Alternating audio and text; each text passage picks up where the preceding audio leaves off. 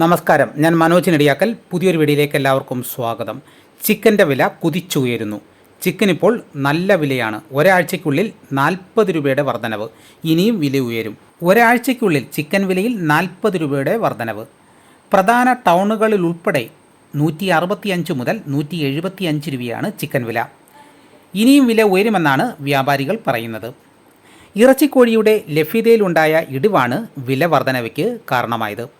തമിഴ്നാട്ടിൽ നിന്നാണ് കൂടുതലും കോഴികളെത്തുന്നത്. അവിടെ കനത്ത ചൂടായതിനാൽ ഫാമുകളിൽ ഉൽപ്പാദനം നേർപകുതിയായി കുറഞ്ഞു. ഉയർന്ന താപനില താങ്ങാനാകാതെ ഫാമുകളിലെ കോഴികൾ ചത്തതും തിരിച്ചടിയായി.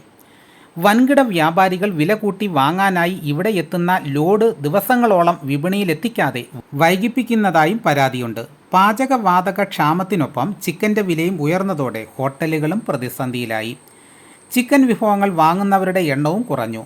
പ്രതിസന്ധി നീണ്ടുപോയാൽ മെനുവിൽ നിന്ന് ചിക്കൻ ഒഴിവാക്കേണ്ടി വരുമെന്നാണ് ഹോട്ടൽ ഉടമകൾ പറയുന്നത്.